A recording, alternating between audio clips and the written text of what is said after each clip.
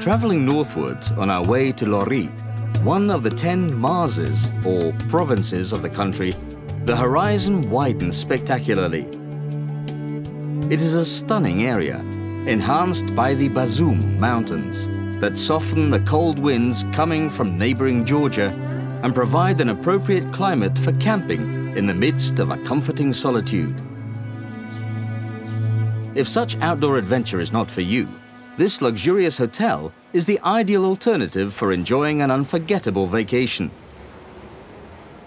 Right on the banks of the crystal-clear Debed River, it is a great starting point for taking long walks and exploring the magic of Armenia's northern plateaus.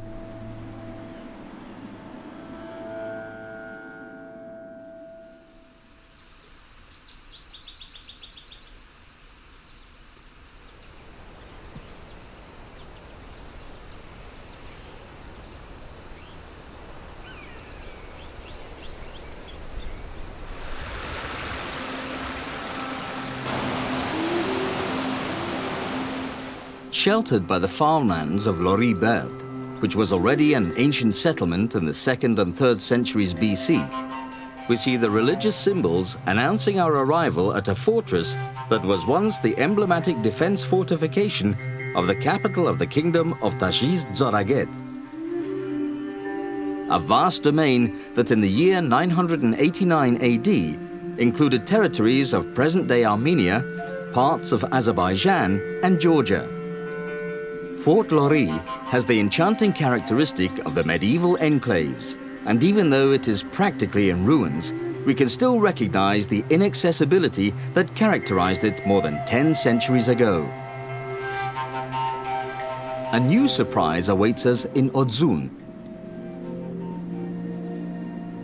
The domed basilica, rebuilt in the early part of the 8th century by the Catholicos Saint Hovhan III of Odzun.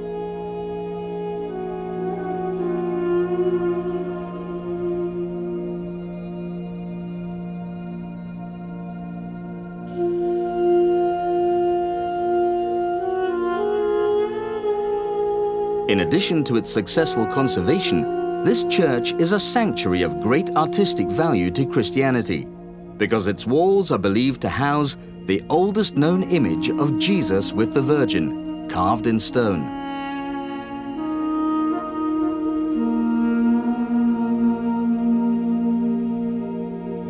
The recurring Khachkash announced the proximity of another religious monument.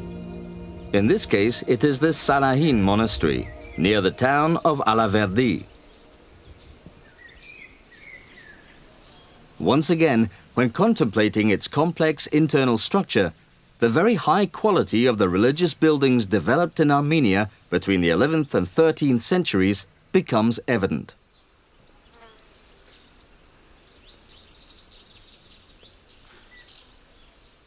No less striking is the Hakhpat Monastery, also near Alaverdi, which, like neighboring Sanahin, has been declared a World Heritage Site.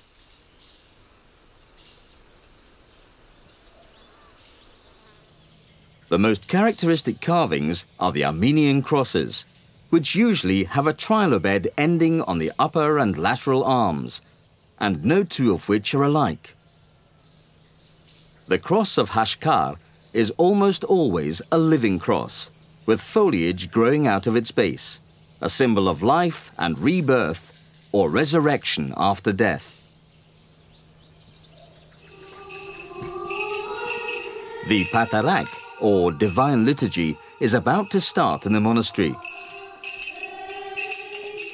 Behind the candles, the priest enters the sanctuary, while the congregation sings the Chorut Chorin, a psalm honoring Jesus Christ, and which expresses the mystery of the Son of God's divinity. The priest acknowledges his human frailty before all, and wafts clouds of sacred incense. This procession marks the beginning of the Liturgy of the Word and the Liturgy of the Eucharist, two essential components of the Holy Mass of the Armenian Apostolic Church.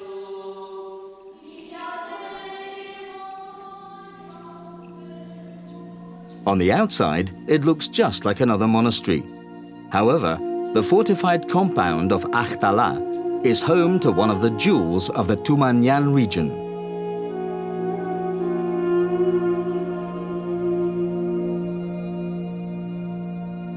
The Byzantine-style frescoes which adorn the Church of the Holy Virgin depict scenes from the Old and New Testaments in splashes of exuberant color.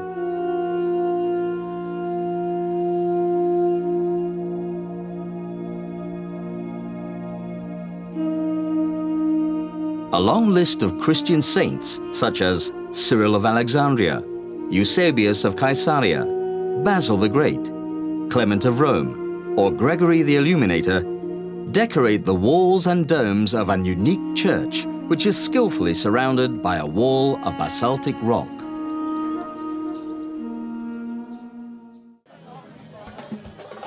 Mitzvadi, kebab, shish kebab, barbecue. This is how different peoples of the world throughout the ages have called khoravats. So what are the unique qualities of Armenian khoravats? These talented chefs gathered in Achtala are displaying them at the 3rd All-Armenian Khoravats competition. This beautiful custom was launched in 2009, the brainchild of the Development and Preservation of Armenian Culinary Traditions NGO, with the support of the Achtala municipality. The festival is part of the Northern Gate project, a government initiative striving to achieve balanced tourism development in Sanahin, Hakhpat, Odzun, Dserh and Achtala. Khoravats festivals are commonplace throughout the world. Every nation has their food festivals and similar events. Those that can organize such festivals. Our people will have another occasion to celebrate. Here you see old and young alike.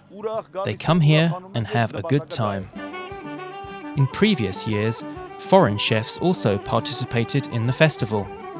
This year, however, only Armenian cooks, professionals and beginners alike, will be manning the 20-meter-long barbecue grill.